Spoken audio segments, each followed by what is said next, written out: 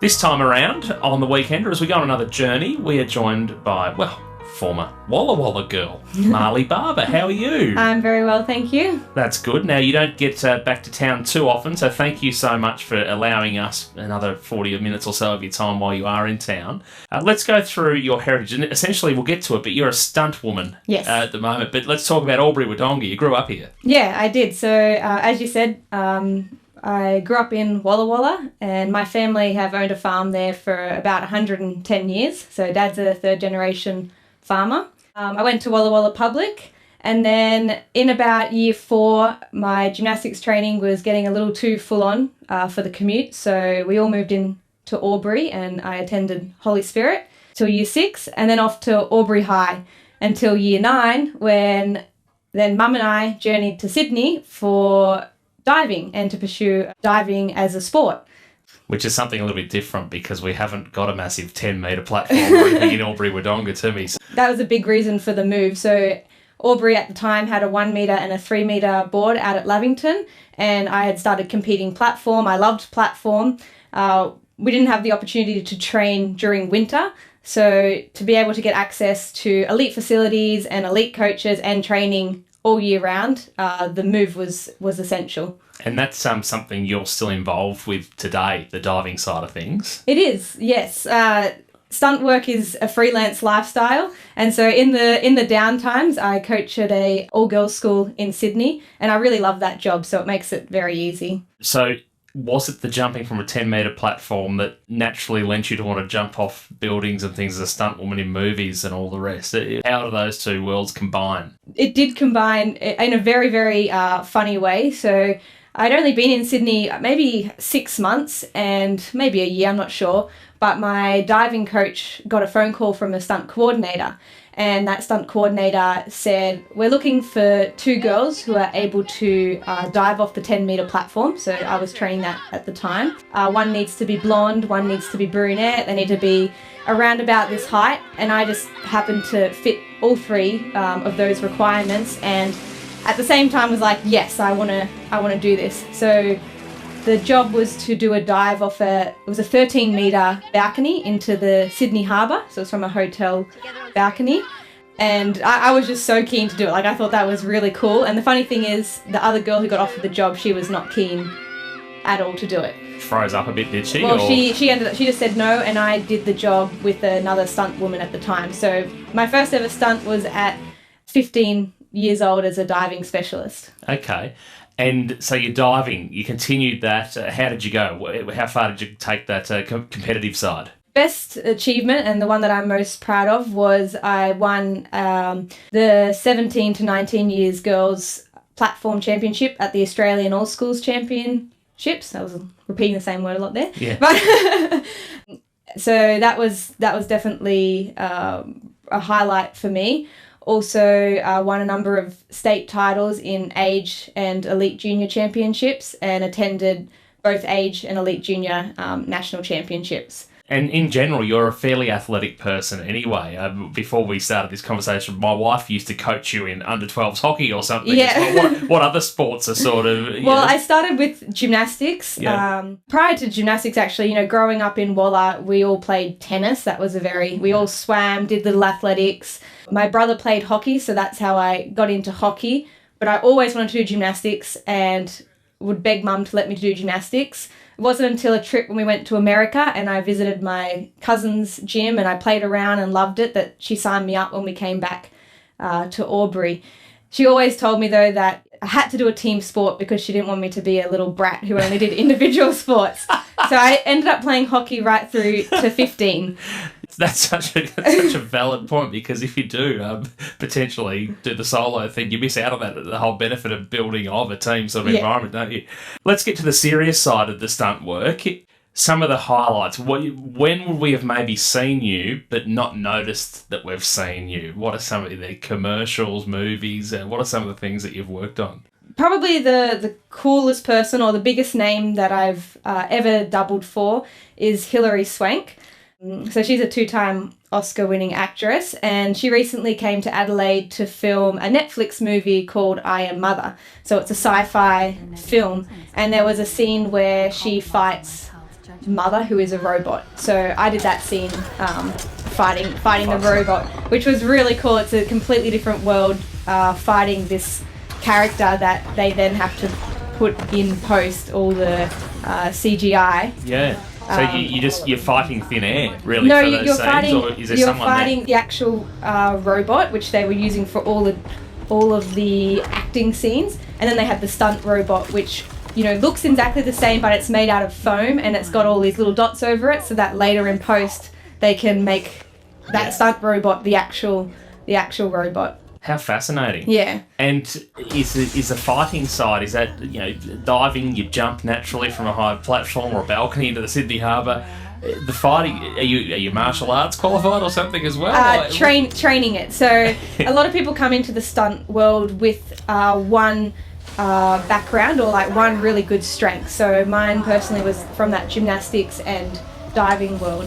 A lot of people come in with maybe horses, maybe driving, or martial arts. Martial arts is another really popular avenue into stunts. What skills you don't have when you decide to become a stunter, you then need to go out and train. So I went out and trained boxing, and I'm currently training Taekwondo, and I'm going to stick in Taekwondo until I achieve my black belt. So you have to go out and become like as good as you can at as many different skills as you can. I'd imagine that, you look like a fairly fit and healthy person. I'd imagine by being so active and having to try all different movements and what have you, your health would be a primary focus during all this as well. Getting the right sleep, getting the right nutrition, all the rest. Oh yeah, I sleep. I definitely get my 8 hours of sleep every night. Definitely, and coming from that background of gymnastics and diving and high performance sport, then going into, I studied exercise physiology at university. My training, my sleep, and my eating are, the three big factors to make sure that I'm performing to my best every job I'm hired. Yeah, and how often do you get the phone call, the email that says, "Hey, we're working on a movie"? Never often enough. No, it is so random that it can be quite stressful at times, because you can get a job and do an amazing job and have this really great couple of months, and then all of a sudden you hear nothing for the same amount of time, another couple of months, and it really plays on your mind, because you're like, oh, did I piss somebody off? Did I do something wrong? Why is nobody contacting me?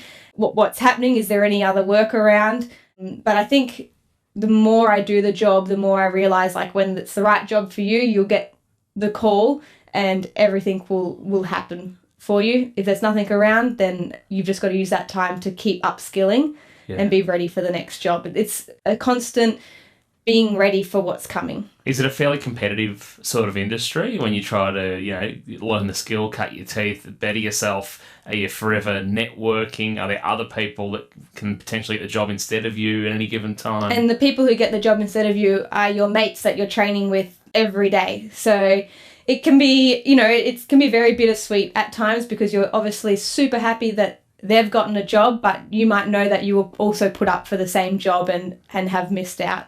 Again, it just comes back to if you didn't get the job, it was never your job to begin with, and keeping that mentality, it definitely is a really big help. And it's part of that selection how you look, in terms of, so if they do want a blonde or a brunette or a certain length hair or a certain height, does all that come into play? All comes into play. Your skill level comes into play. Your physique, there's certain things they can change. Like, obviously you can get a spray tan, you can change the colour of your hair, you can a little bit change your physique, but height, you can't change your height. Like, that's set. You can't change your ethnicity or your background. That is set. So certainly if certain jobs come and they cast somebody that looks nothing like you, well then, even if you've got all the right skills for the job, that job isn't for you.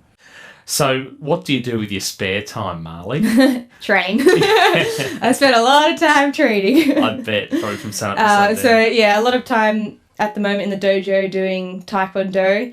And then to help with my Taekwondo, I spend a lot of time stretching and doing strength and conditioning. There's also a place in Sydney called Stunt Gym, where we do more of our stunt-specific training. So it's either training or coaching the little kids diving or working. I don't really know what I do otherwise. Ninja Warrior. What do you think about that? Not my cup of tea. So a big thing that turns me off it is like you need to train for Ninja Warrior. And already coming from a gymnastics background, I've got quite a strong and muscly upper body, which doesn't match too well with a lot of actresses. So I've tapered off on a lot of my upper body training to try and be a little bit more looking like a lot of the actresses. Rather than an athlete. Yeah, there's still a lot of athletic actresses out there.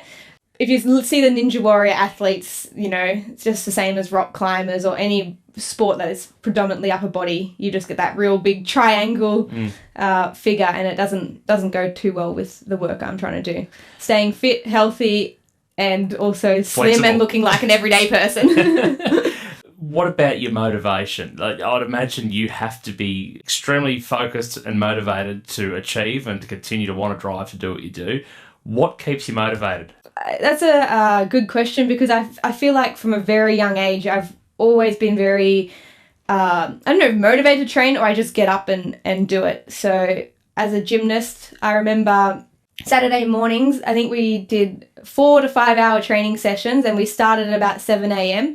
and my parents would still be in bed, and I would set my own alarm, get up, and it was carpool, so I would say goodbye to mum and dad and out in the car on a Saturday morning, and that all came from myself. Also with diving, my mum had always said to me, and I'm so grateful for this, I will not get you up for morning training. If you want to go to morning training, you get me up. And I think that mentality has then just built on from all my sports and into stunts of you just get up and you go.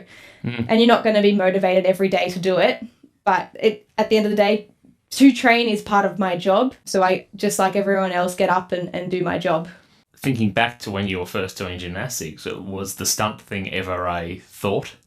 Only one time I remember my old gymnastics coach in Albury had said that he had done like a casting to be a stunt man for like Pirates of the Caribbean, and I thought that was so cool, but I never thought about it other than that, and it only came back to me like recently, and then I'm like, oh, I remember, my gymnastics coach mentioning it. It wasn't until that job in Sydney when I did the jump off the 13-metre balcony that I was like, oh wow, like there's a film industry.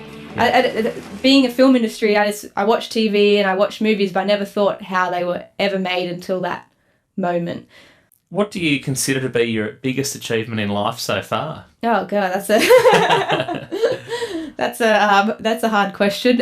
One that comes to mind, talking about the training. So I didn't have any martial arts background. I went and trained boxing. I trained up to the point where I was sparring, and I did one like friendly fight at our club at the end of the year. And then this mini series on SBS came up, and it was about a female boxing coach who trained female boxers. And I'd heard about the show coming, and I hadn't been contacted about it, and I knew I'd been training boxing. And then I heard a few other girls had been contacted about it, and I was like, I've been training boxing for the last couple of years. I've done a fight, like I want to be put forward for this show, thinking as a double, as a stunt double. So I said to my boxing coach, I was like, we need to get some footage together. I need to send it in. I did that, and I sent it to the stunt coordinator with like the subject, for a white girl I can punch, and just this footage of me boxing. And it was like not even 24 hours later, the director and the casting director were wanting me to come in for an audition for a character role. Wow. And so I don't know really what happened, but like I went in for the audition, and then usually it takes like a while to get contacted then again after that. And on the drive home, they were kind of like, can you come back in? You got the job, and we want to run you through hair and makeup and through wardrobe. And see what you would present like as the character. They cast me. Oh, straight away. We're on. They cast me from that audition when they had seen me. And they still sent me to the audition room, but when I got there, it was like a workshop as opposed to an audition. They just wanted to see me run the lines. And apparently they had changed the script so that the character said less lines, because they couldn't find the right person. And then they went back to the old script when they found me with more lines. Accidental miniseries star. I ended up getting this acting role, which was I still call it a stunt acting role because I spent more time boxing than I did talking. Yeah. But I delivered the character, and my big thing on the day was when I had my acting scene, I was like, I don't want to make the show run behind time because I don't want to be the stunt girl when they're like, oh, the stunty can't act, and now we're like 2 hours behind. And we finished my scene 10 minutes early, so I was super stoked with that. How do you think other people would describe you? A little bit awkward at times, hardworking, and maybe passionate, I would say. I often ask the people who sit here about decision making. Yeah. You'd obviously have to process a lot of things through your mind, even if you are shortlisted for a role. Have you had any tough decisions that you've had to make?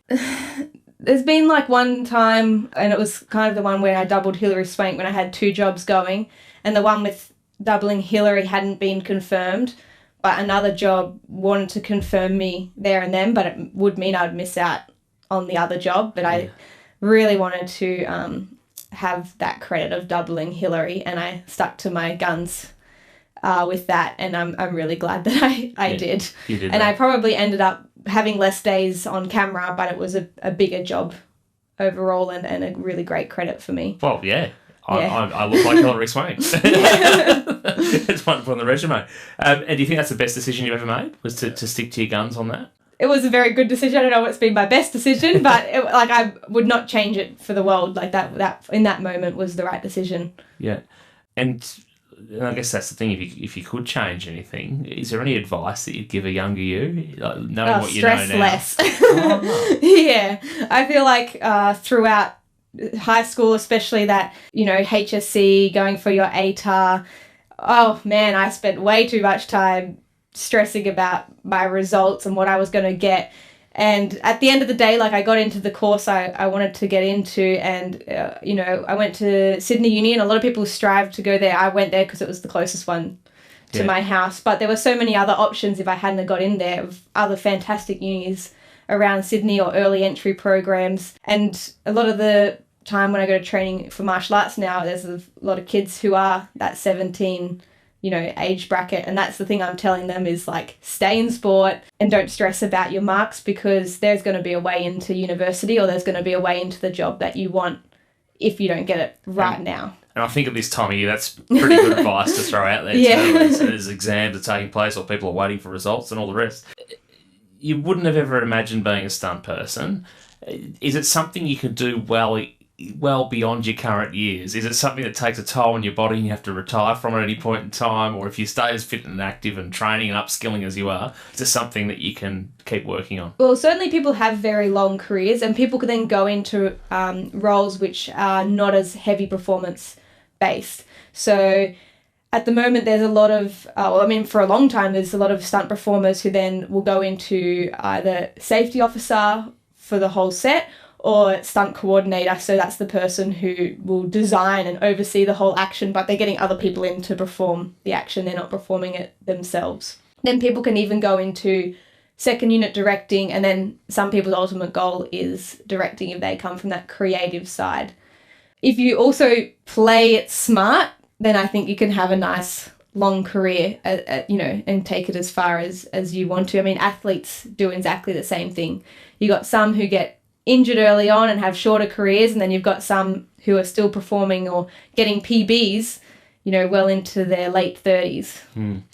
When you take a stunt job now and you check in at home with mum and dad and you say, hey, I've got another job, but do they still ask you, oh, what do you need to do this time? Or has that ever been a concern of theirs? I think they now know, like, general consensus. I don't tell them if it's anything really crazy or what they will think is crazy. So I think the first time I ever did a full body torch, which is where you, I was set myself on fire for a TV show called Secret City, I didn't tell them I was doing that until I was driving home. And I was like, oh, hey, guess what I did at work today?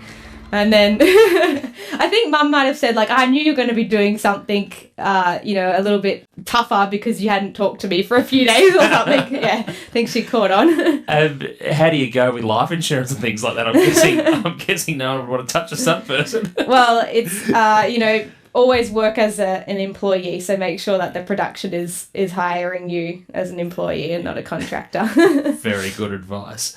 Is that what you wanted to do as a kid? What did you want to do? When most kids go, when I go, I might be a doctor or a nurse. Yeah, or, as a young kid, I remember saying, being asked, and I said to my mum, she was in the room as well, I think we were like a doctor's appointment or something, and I said, oh, a hairdresser or a PE teacher? And we got out of the appointment and Mum goes, you don't even like doing your own hair. Why would you want to be a hairdresser? So that definitely went out the window right there and then. So PE teaching kind of stuck there for a bit.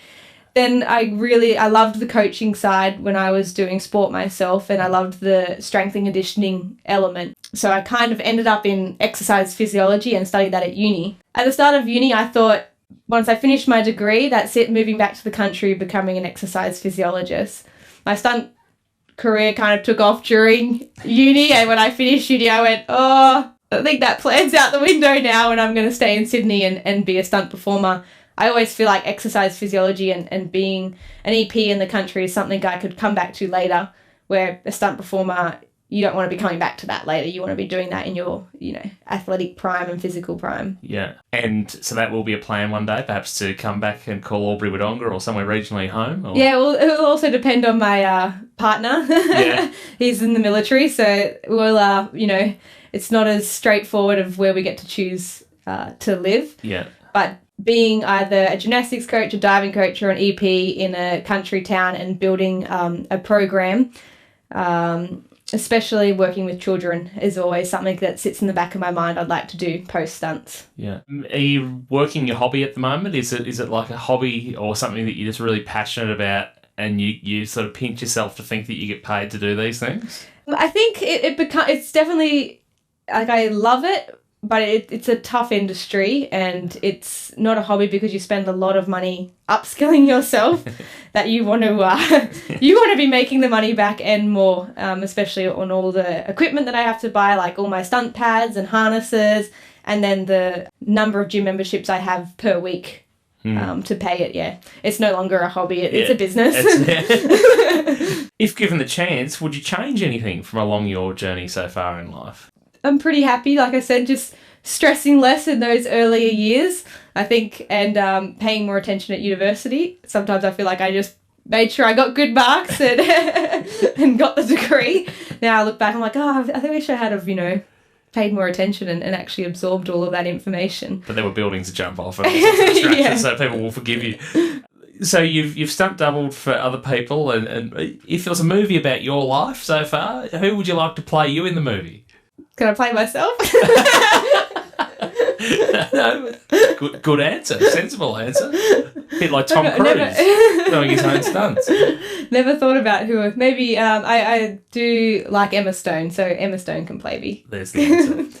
And if you could be anywhere in the world tomorrow, no restrictions, where would you be? What would you be doing? Who would you have with you? I'd probably have that full-time stunt contract on a... like a Disney or superhero movie in like a very tropical kind of climate, like Hawaii or even Cape Town. Yeah, I wouldn't even care what the film was if I was, doubling a female lead and I was getting, cool stunts. Yeah. Day in, day out. Sounds like the life. Yeah. Sounds good to me. And then fly over, my partner and a couple of friends every now and then. Well, Marlee Barber, it's certainly great to be able to share the story of, just an ordinary Albury-Wodonga region young girl, loved the sport, and then has gone on to do something completely unique and extraordinary that a lot of us wouldn't even imagine doing. So thank you so much for sharing your journey so far in life with us, and I know everyone from Albury-Wodonga will continue to watch where you go with your stunting and Thank you very else. much. Thanks so much for your time. Thank you.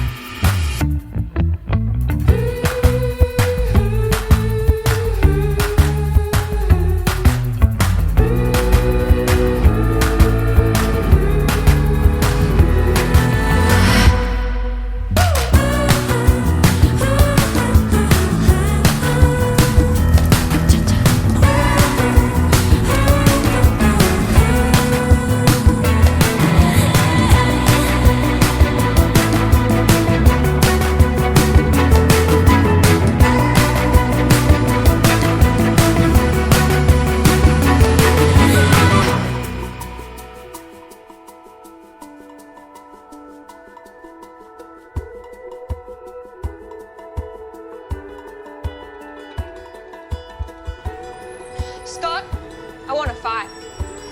I want to take that bitch down.